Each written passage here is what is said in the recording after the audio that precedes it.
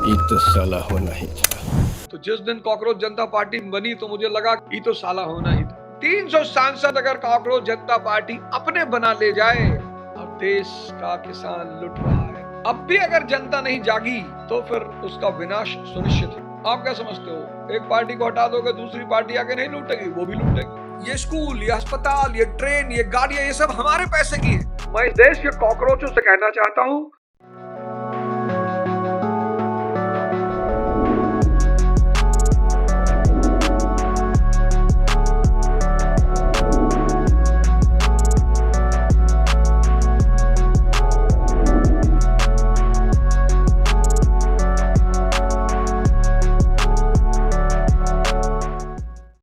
और भारत जैसे देश में तो कॉकरोच जनता पार्टी बननी ही थी। भारत जैसे देश में तो कॉकरोच जनता पार्टी बननी ही थी।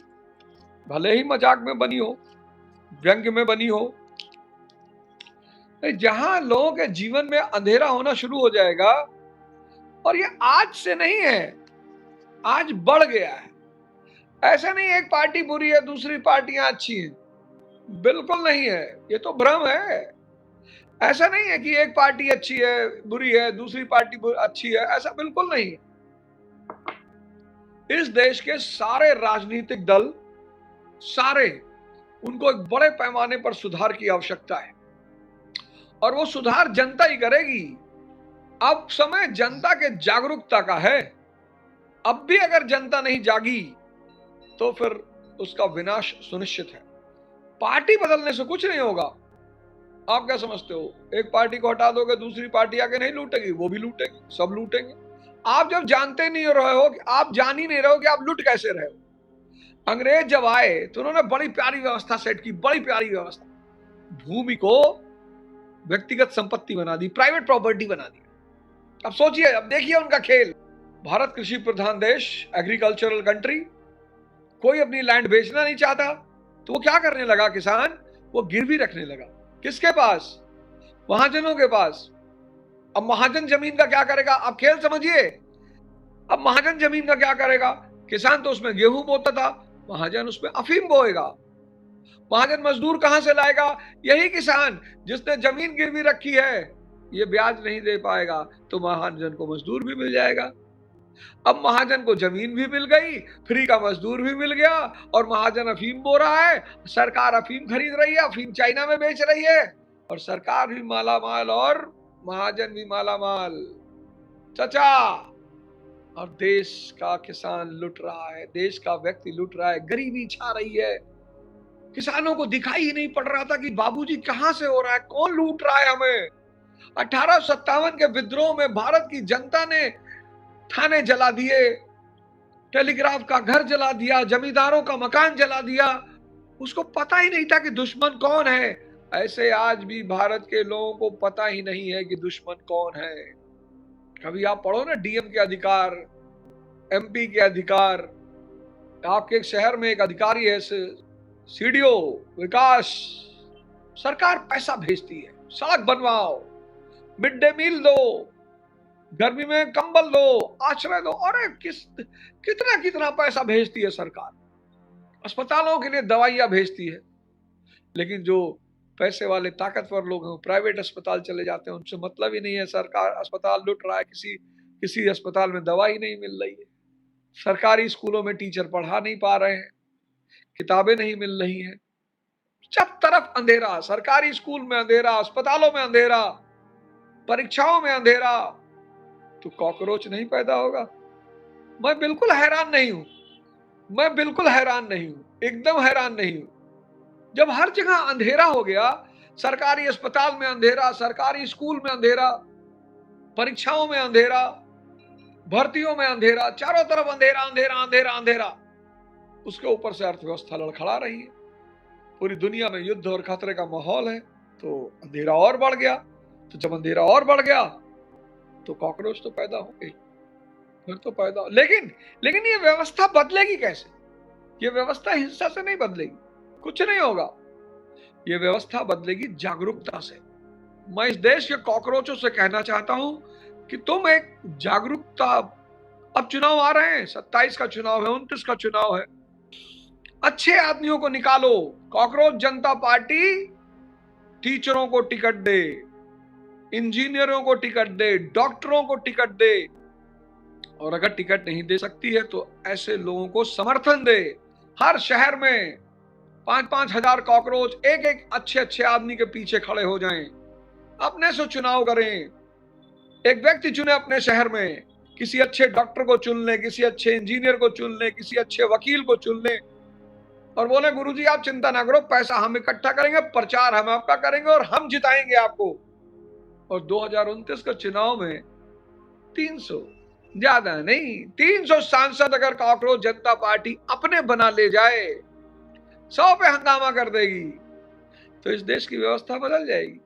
सारी सरकारें अलर्ट हो जाएंगी, सारी राजनीतिक दल अलर्ट होगी। निकालो भैया अपराधियों को पार्टी से बाहर निकालो, जनता जाग गई भैया, जनता जाग गई भैया, जनता जाग गई भैया, अपराधियों को पार्टी से बाहर निकालो। ये सारी राजनीतिक दलें जो हैं, ये अपराधियों को, ठेकेदारों को, सामंतों को खुशी में थोड़ी रखे हैं, ये जीत के आते हैं तो इनको रखें।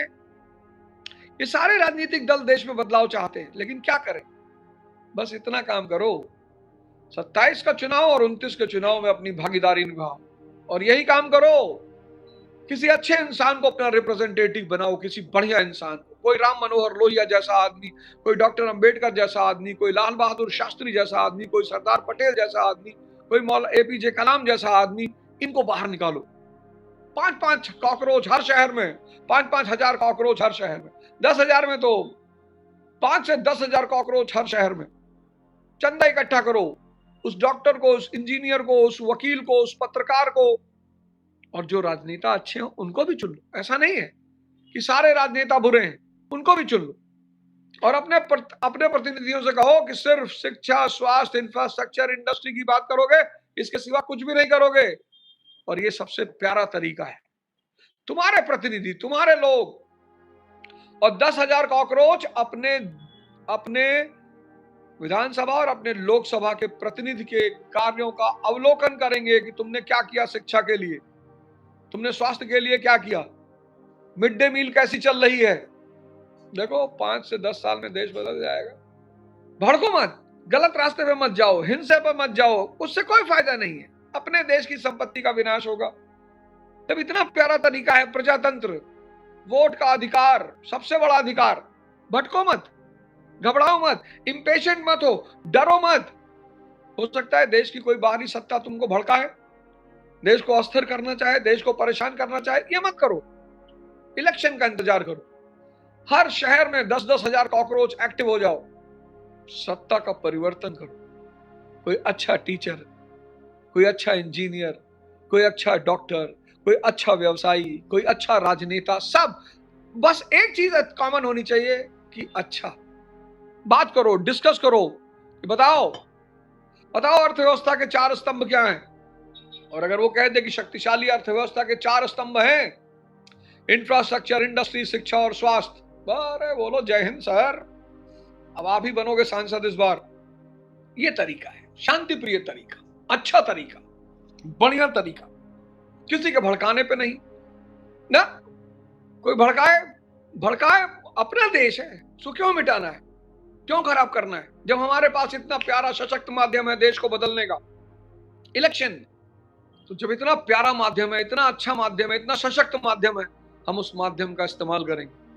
हर चीज का एक शांति प्रिय तरीका है। और जिस दिन तुमने संसद बदल दी, जिस दिन एक राम जैसा राजा हो गया, हजरत अली जैसा राजा हो गया, हजरत उमर जैसा राजा हो गया, नीचे सब सुधर जाएगा। नीचे से नहीं, एक एक पत्तियों को नहीं ठीक करना है, जड़ों को ठीक करना है। इसलिए भड़को मत, परेशान मत हो, इंपेशेंट मत हो, कोई बात नहीं। एक मूवी आई थी गंगा जल, उसमें एक बड़ा प्यारा डायलॉग है। वो इंस्पेक्टर, वो सीओ जो है, बार बार एक ही बात कहता है, ये तो साला होना ही था। तो जिस दिन कॉकरोच जनता पार्टी बनी तो मुझे भी लगा कि ये तो साला होना ही था। ये स्कूल, ये अस्पताल, ये ट्रेन, ये गाड़ियां, ये सब हमारे पैसे की हैं, इसलिए कोई अराजकता नहीं करनी। अपना देश है। क्यों कॉकरोच, हमारे घर में कॉकरोच है, किसी भी नेगेटिव बात को सुनना ही नहीं। कुत्ते भौंकते हैं तो तुम बैठ के सुनते थोड़ी हो। कोयल बोलती है तो तुम कहते हो कि सुनो देखो कोयल बोल रही है, क्योंकि अच्छा लग रहा है। तुम सबकी बातों को क्यों सुन रहे हो? कभी देखे कि कुत्ता भौंक रहा हो, 4 लोग बैठ के कह रहे भाई कुत्ता भौंक रहा, बड़ा मजा आ रहा है, और सुनते हैं और देखते मजा आ रहा है। सबकी बातों को नहीं सुनना है। जय हिंद, जय भारत।